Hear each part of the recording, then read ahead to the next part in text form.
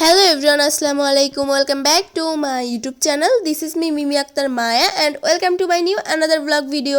সবাই কেমন আছেন? আশা করি ভালো আছেন। আমরা আল্লাহর রহমতে অনেক বেশি ভালো আছি। তো আজকে আবারও হাজির হলাম নতুন আরেকটি ব্লগ ভিডিও নিয়ে। আজকে যাচ্ছি আমার নতুন ফোন কিনতে।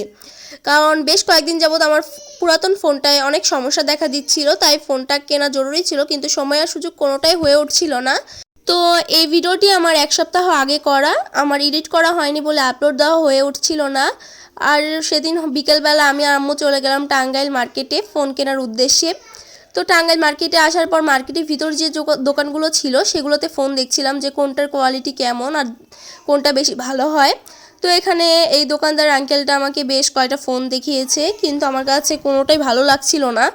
সবগুলোর কোয়ালিটি ভালো হলে ক্যামেরা ভালো না, ক্যামেরা ভালো হলে কোয়ালিটি ভালো ছিল না।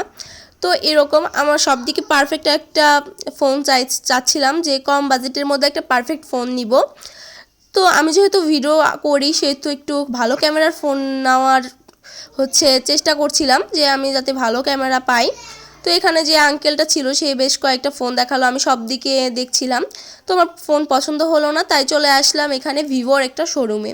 আর আমি ভিভো ফোন কিনবো, তাই ভিভোর শোরুমে চলে আসা। এখানে ভিভো, ওপ্পো সব ধরনের ফোনই পাওয়া যাচ্ছিল। তো এখান থেকে আমি একটা ফোন চুজ করে নিলাম আর সেই ফোনটাই আমি কিনেছি।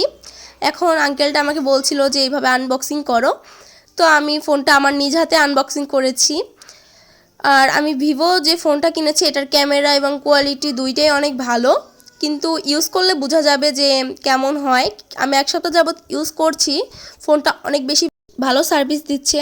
তো ফোনটার চার্জ অনেক বেশি থাকে, আপনারা চাইলে এই ফোনটা নিতে পারেন।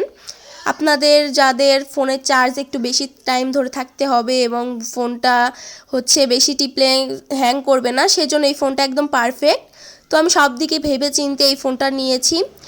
তো হ্যাঁ, এখানে ফোনের সাথে একটি এক্সট্রা কাভার দিচ্ছিল, আমি সেই কাভারটা পরিয়ে নিলাম ফোনে। আর তারপর ফোনটা অন করতে বললো, তাই অন করলাম।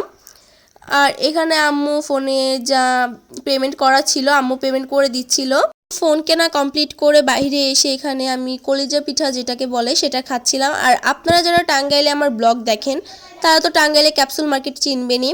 আর ক্যাপসুল মার্কেটে ফুচকা তো অনেক বেশি মজা হয়, আর টাঙ্গাইলে আসলে আমি অলওয়েজ এই ফুচকাটা খাই। এখানে এক প্লেট ফুচকা অর্ডার দিয়ে বসেছিলাম। তো এখানে আমার ফুচকাটা দিয়ে দিয়েছিল, ফুচকাটা অনেক বেশি মজার ছিল। আর আমি এখানে আসলে এই পিৎজাটা খাই সবসময়। আর আমি আর আম্মু গিয়েছিলাম, তাই ছোটো একটি পিৎজা অর্ডার দিয়েছিলাম, আর ভাই বোনদের জন্য আরেকটি পিৎজা বাসায় নিয়ে গিয়েছিলাম পার্সেল করে। তো তারপর আম্মুর কিছু স্কিন কেয়ার প্রোডাক্ট দরকার ছিল, তাই আম্মু এই কসমেটিকের দোকানে এসে প্রোডাক্টগুলো নিয়ে নিল। মার্কেট থেকে বের হওয়ার সময় এই আচারের দোকানটা আমার চোখে পড়লো, যেখানে মিক্সড ভর্তাগুলো বিক্রি করা হয়।